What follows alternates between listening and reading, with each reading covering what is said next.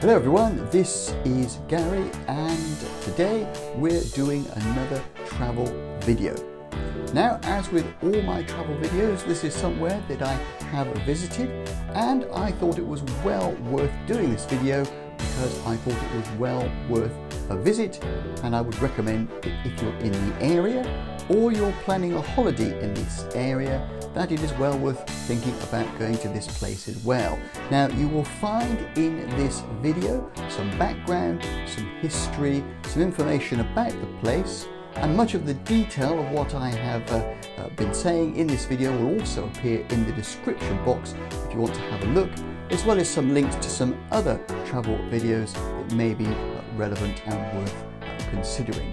You'll also find in the background, as I'm telling you about the place, some pictures to show you what's involved, what it looks like, and to help inform that decision, as I said, as to whether you make a visit as well.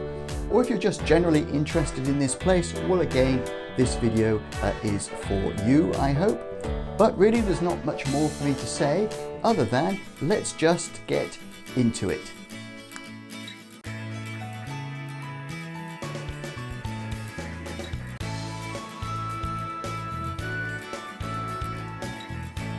Okay, so here we are at Caerphilly Castle.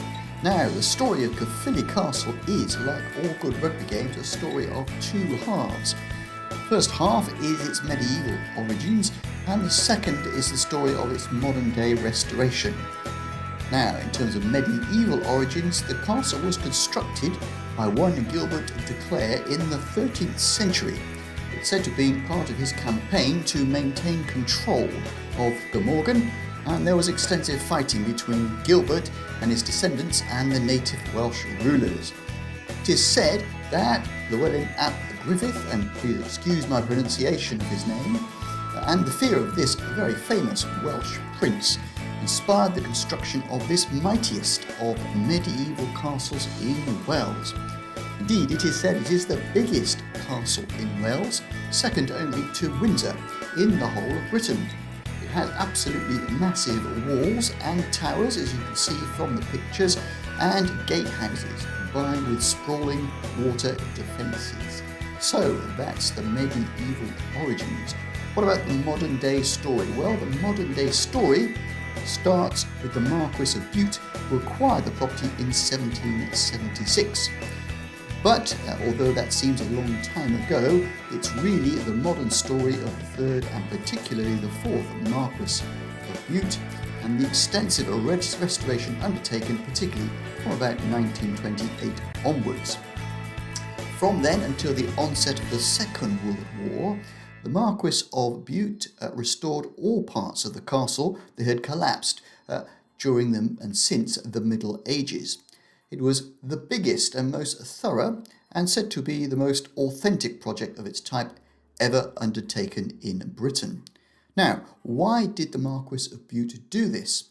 Well, partly it is known he was driven by a passion for medieval buildings, but more importantly, it is said that he was driven by a sense of social justice, a wish to support the economy of Caerphilly, particularly after the general strike of 1926 and the following Great Depression. And in carrying out this work, he employed many full-time masons, labourers and contractors, and created a tourist attraction in the process. By 1936, he is thought to have spent more than £100,000, which does not sound very much today, but is millions of pounds at today's values. And much of what we see today is said to have been entirely down to him. Well, the latest story is in 1950, the castle and grounds were given to the state and the water defences were re-flooded.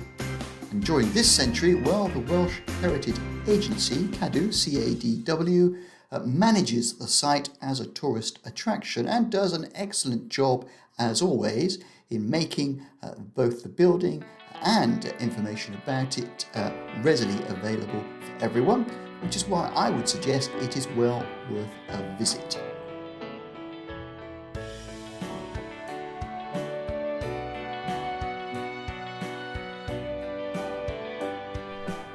Okay, so that was just a short summary, a short travel video about the place.